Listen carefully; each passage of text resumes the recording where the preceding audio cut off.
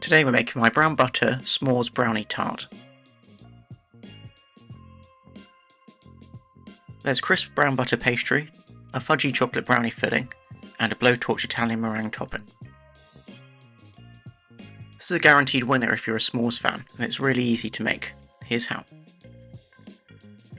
So the first job is to brown the butter for the pastry. To do this, we're going to chop 190 grams of unsalted butter into even pieces, then add it into a saucepan. Then we're going to cook the butter over a medium heat, stirring frequently until it smells nutty and you can see that the milk solids on the bottom of the pan have started to turn golden. This will take around 5 minutes.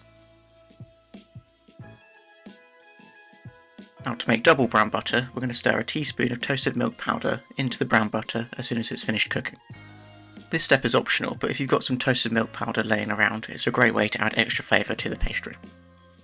Once our brown butter is ready, we can transfer it to a bowl and leave it to cool to room temperature.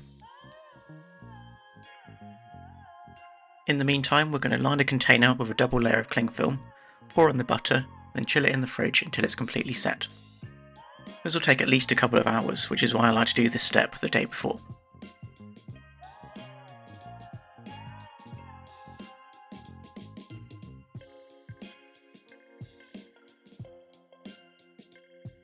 Now we're going to make the pastry. So we're going to sift 250 grams of plain flour into a mixing bowl, along with 80 grams of icing sugar and half a teaspoon of table salt. Then we're going to give it a quick whisk to combine. Next we're going to take our chilled brown butter out of the fridge, take it out of the container and remove any cling film. Then we're going to cut the butter into 1 cm cubes.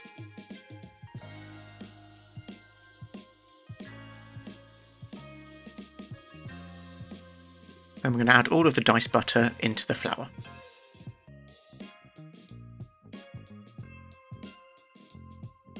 Now it's just a case of making a regular short crust pastry. So we're going to use our fingers to rub the butter into the flour until it resembles breadcrumbs, but with some larger pieces of butter still visible. Now you could do this in a food processor, but I find that you get a better pastry if you make it by hand.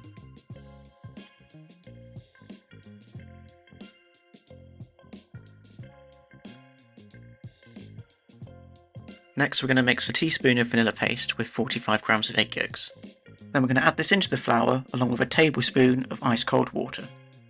Make sure to keep hold of any leftover egg whites as we'll be using these later on to make the Italian meringue. So now we're going to gently mix the pastry until it starts to come together. I like to start with a spatula then swap over to my hands.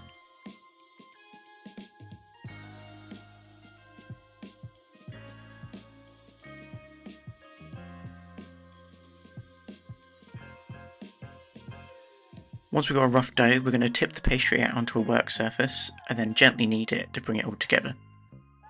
It's important that we don't overwork the pastry though, it should just be smooth. Here I'm just picking up any loose bits of pastry as I need it.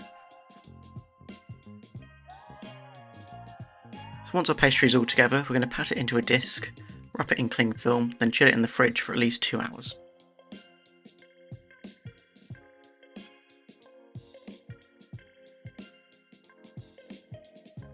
Next we're going to use our chilled pastry to line a 9-inch tart case. Now I like to take the pastry out of the fridge around 20 minutes before rolling it out, and I also like to give it a quick gentle knead to make it more pliable. Then we're going to roll the pastry out on a lightly floured surface to a thickness of around 3 to 4 mm. To make our pastry the right sort of shape, we're going to give it a quarter turn after each roll. Make sure to keep the pastry moving around as well, as this will stop it from sticking.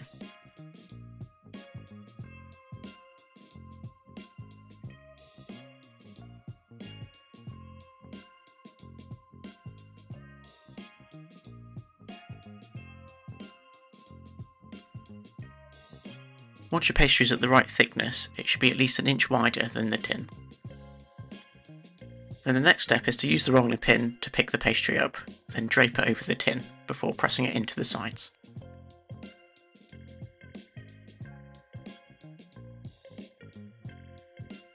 What I like to do is gently pick the sides of the pastry up to drop it down into the tin, then tear a small piece of the overhanging pastry off, roll it up into a ball, then use that to press the pastry properly into the sides of the tin. That way you won't end up leaving fingerprints in the pastry.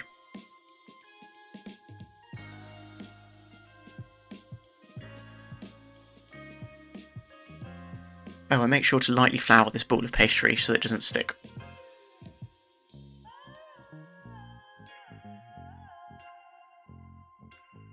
Now we're going to be trimming the overhanging pastry off once the tart case has been blind baked, so all that's left to do now is to dock the base with a fork.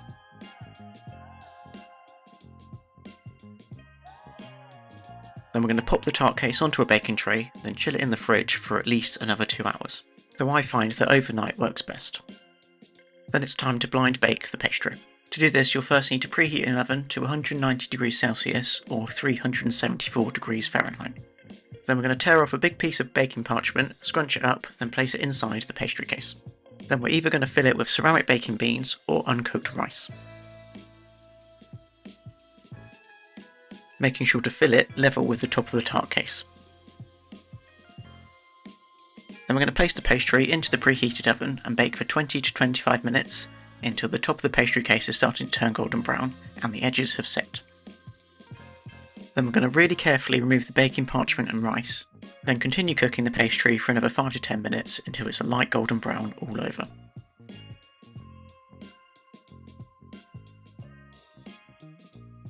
Once blind baked, the pastry case should look something like this. Then we're going to brush an egg yolk all over the bottom of the case to seal up any holes. The excess heat in the pastry will set the egg yolk, so there's no need to put it back in the oven. Then we're going to let the tart case cool slightly before using a veg peeler to trim the excess pastry off level with the top of the tin. You can do this step well in advance of making the filling, or just before you add it in.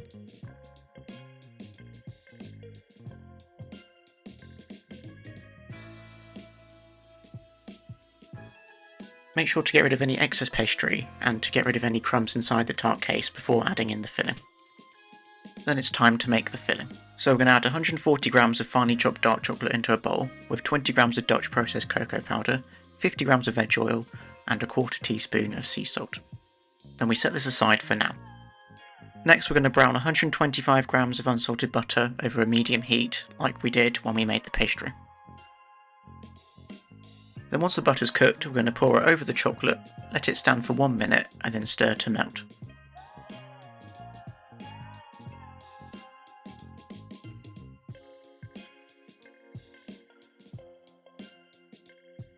Next we're going to add 2 larger eggs into a mixing bowl along with 1 additional yolk.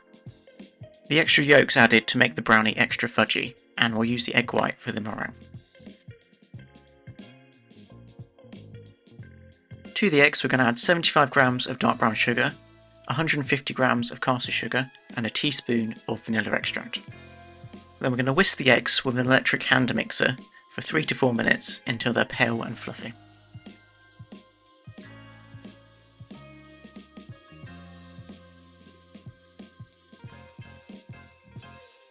When you lift the whisks out of the eggs, it should leave a visible trail on top. This is called the ribbon stage. Once we've reached this point, we're going to continue mixing while slowly pouring in the melted chocolate.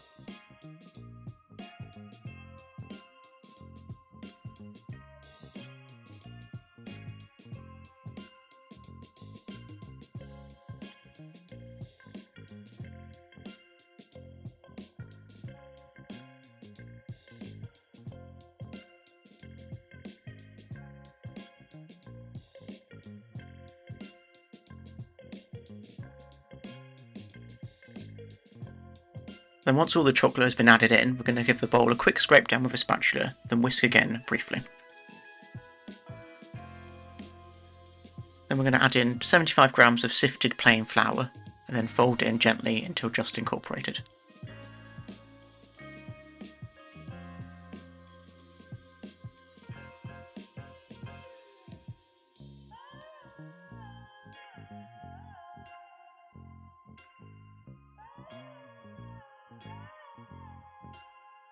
Then we need to pour the brownie batter into the baked tart case and then use a palette knife to spread it out into an even layer.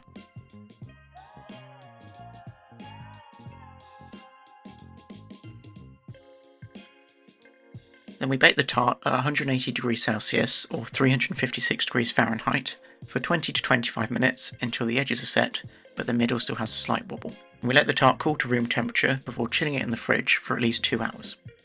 Now this tart's best served at room temperature, so I'm going to take it out of the fridge before I make the Italian meringue. If you haven't got a cake stand like this, you could chuck it on a board or a plate instead.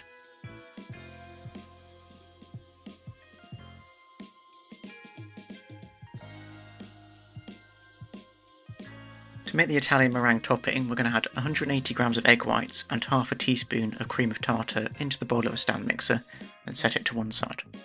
Next we're going to make a syrup by adding 360 grams of caster sugar and 110 grams of water into a saucepan, and then placing it over a medium heat. We cook this without stirring until it reaches a temperature of 121 degrees Celsius or 249 degrees Fahrenheit.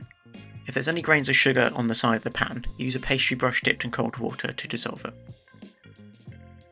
When the syrup reaches 115 degrees Celsius or 240 degrees Fahrenheit, we're going to start whisking the eggs on a medium-high speed so that they reach soft peaks by the time the syrup is cooked. Then once the temperature of the syrup hits 121 degrees Celsius or 249 degrees Fahrenheit, we're going to take the pan off the heat and slowly pour the syrup into the egg whites whilst whisking on a medium speed. It's best to pour the syrup into the whites in a thin, slow stream down the side of the bowl so that it doesn't hit the whisk and go everywhere.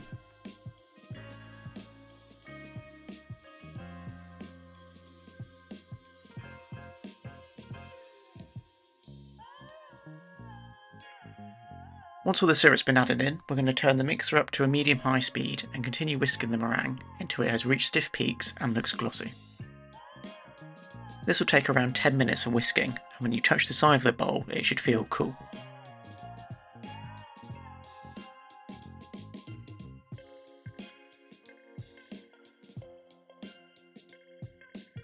And when you lift the whisk out, you should see that the meringue holds its shape. Now that our meringue is ready, we can spoon it on top of our tart.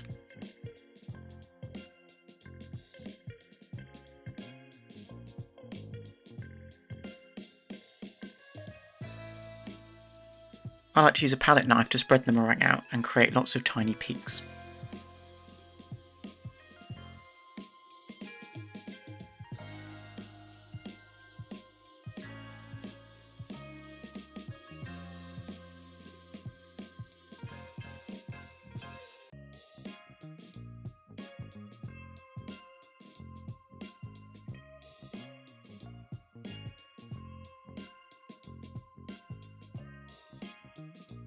Now we're going to use a blowtorch to toast the meringue all over.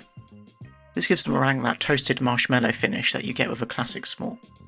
But because the tart's so tall, you can only really do this with a blowtorch.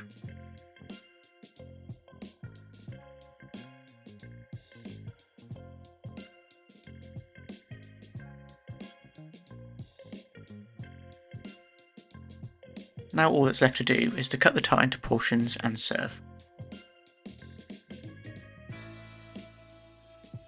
Now the best way to do this is to take a large knife, dip it in hot water, and wipe it clean between cuts.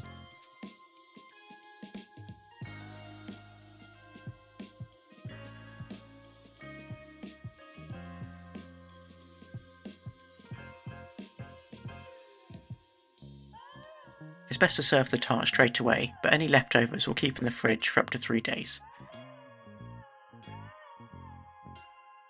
And that's how to make my brown butter s'mores brownie tart. The full written recipe for this dessert, and loads more, can be found on my blog saltbuttersmoke.com. And if you've enjoyed this video, don't forget to like and subscribe, and I'll see you next week for another recipe.